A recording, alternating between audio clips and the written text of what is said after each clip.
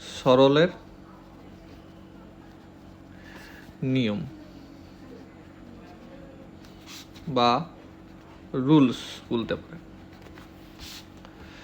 যাই হোক, বি মানে শিখবো। বি মানে হচ্ছে ব্যারাকেট, বাংলা লিখছি আমি আপনাদের সুবিধার জন্য। বি মানে ব্যারাকেট,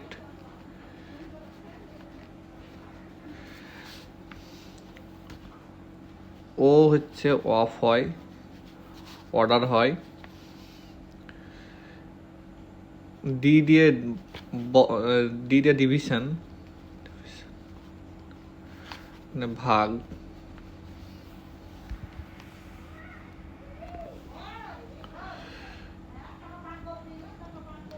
এম দিয়ে মাল্টিপ্লিকেশন মানে গুণ। এ দিয়ে অ্যাডিশন মানে যোগ।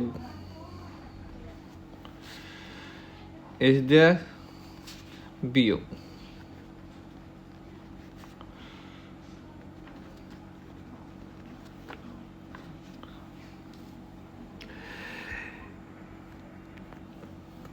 একটা সরল অঙ্ক করার প্রথম নিয়ম হচ্ছে প্রথমে ব্র্যাকেটের কাজ করতে হবে, অর্ডার বা অর্ডার ভাগের কাজ করতে হবে, তারপর গুণের কাজ করতে হবে, তারপর যোগের কাজ, তারপরে বিয়োগের কাজ।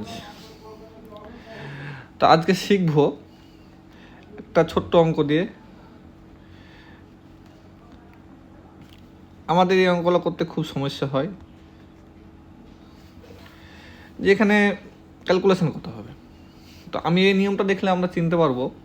প্রথমে আমাকে যোগ করতে হবে 7 আর যোগ 3, তাই 7 আর 3-এর মধ্যে কত হয়? 10 হয়।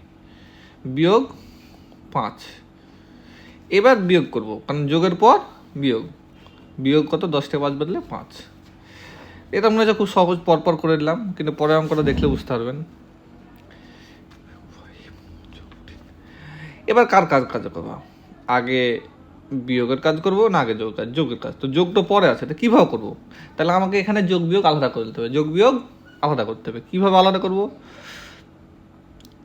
8-8 আর কিছু না মানে যোগ, বা প্রথমে যেটা আছে সেটা নিয়ে নেবো শর্টকাট। তারপর যোগ কোথায় আছে? যোগ যেগুলো আছে সব এক জায়গায় করতে হবে। যোগ কি আছে? যোগ দিয়ে 3 আছে, তাহলে 8 যোগ আছে? নেই। তাহলে আমার যোগের কাজ শেষ। এবার বিয়োগ দিয়ে কি আছে? 5 লিখে দেবো। এবার 8 আর 3 যোগ 11, আর বিয়োগ 5 নেমে গেলো। 11 থেকে 5 বদলে 6। এভাবে আমরা অঙ্ক শিখবো। কিছু অঙ্ক আমি প্র্যাকটিস দিব, আপনারা করে দেখাবেন উত্তর কত হবে।